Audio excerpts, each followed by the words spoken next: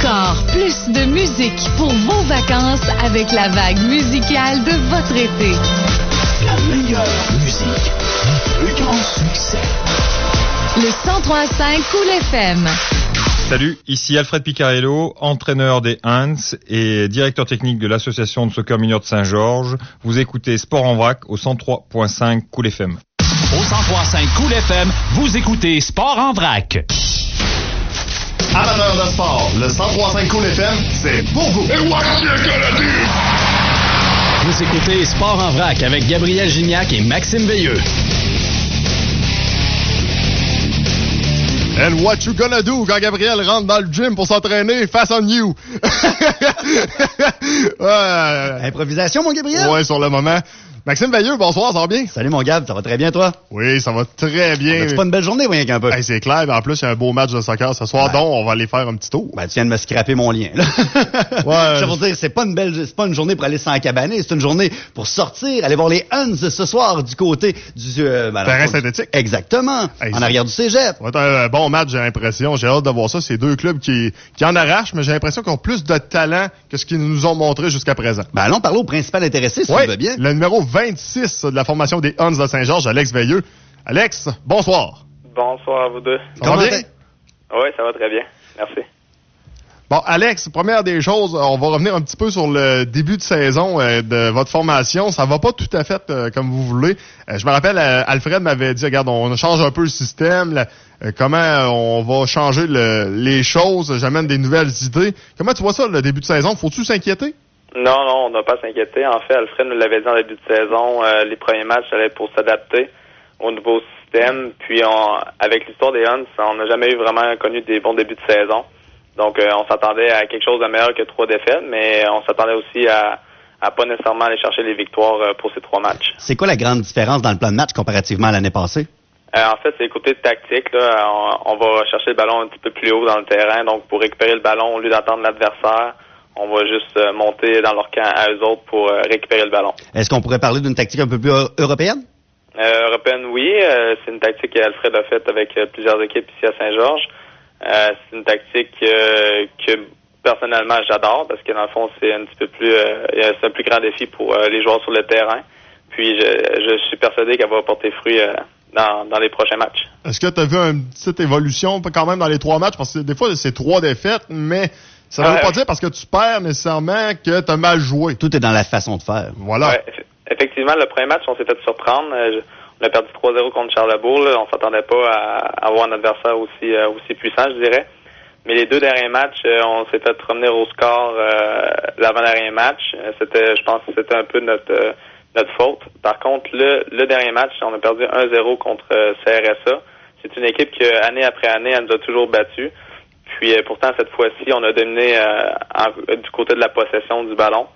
Puis malheureusement, c'est juste eux qui ont été un petit peu plus opportunistes que nous autres, tout simplement, parce que on a vraiment évolué durant ces trois derniers matchs. Alex, l'année passée, on t'avait eu en entrevue puis tu nous disais que tu aimais bien coacher, mais que le terrain te manquait. Comment tu vis ça cette année de retour sur le terrain?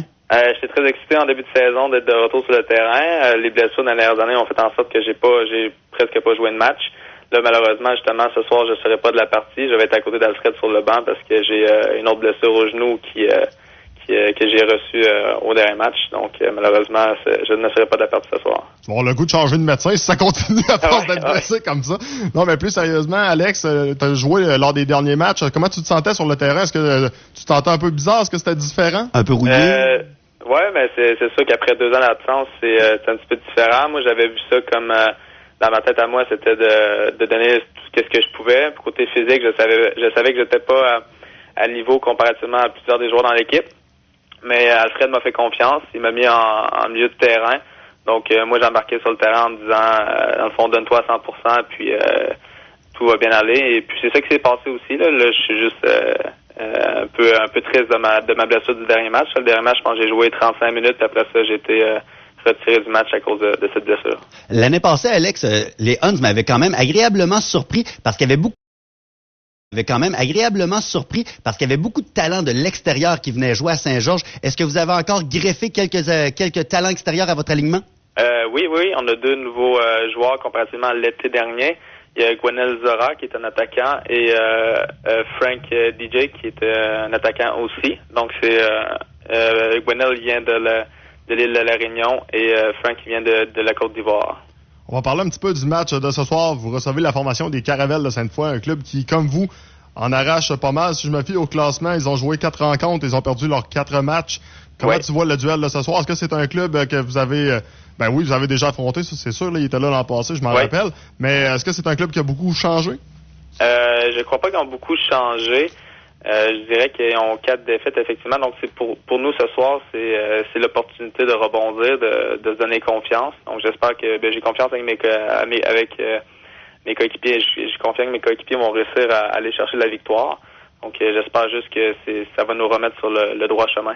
Est-ce que vous attirez quand même des bonnes foules cette année? L'année passée, moi et Gab, on avait été agréablement surpris. Il y avait environ 300-400 personnes par rencontre. Est-ce que ça se situe encore comme ça ou vous en avez encore plus?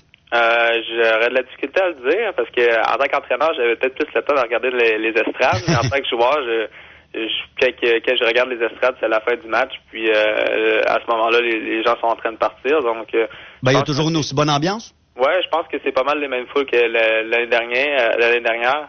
En début de saison, on a toujours moins de personnes. Puis vers le mois de juillet et à août, je sais pas pourquoi, mais c'est nos meilleurs mois. Le hockey est fini.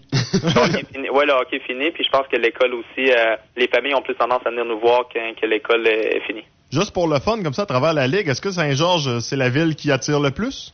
Oui, ça attire le plus, tout simplement parce que dans d'autres villes, les villes qu'on affronte, il y a souvent du 3A. Donc, les gens ont l'opportunité d'aller voir un calibre supérieur. Donc, ils voient sûrement pas l'intérêt d'aller voir un calibre inférieur. Peut-être en terminant, tout simplement inviter les gens à aller vous encourager ce soir. Regarde, le match est à 20h. Et c'est gratuit? En plus? Oui. Et il y a de la bière disponible aussi. Donc, yes! Pour les gens qui veulent venir prendre une bière au soleil ce soir, je pense que c'est la place à être. Au lieu d'aller s'encabaner dans un salon, sortir à l'extérieur, un beau 20 degrés présentement à l'extérieur, je pense que c'est parfait. Oui. Situation idéale. Et Alex, en terminant, sans mettre trop de pression, moi et Max, les 2 matchs qu'on est venus l'an passé, vous avez gagné, donc tu sais un peu que ce soir, ça prend une victoire? Oui, est-ce que vous êtes venus jusqu'à maintenant? Ça va être notre première cette année. Bon, voilà. On vous attendait justement pour gagner. Voilà. Alex, un gros merci pour l'entrevue et meilleure des chances pour le match de ce soir. Merci à vous. Merci Alex. Bye.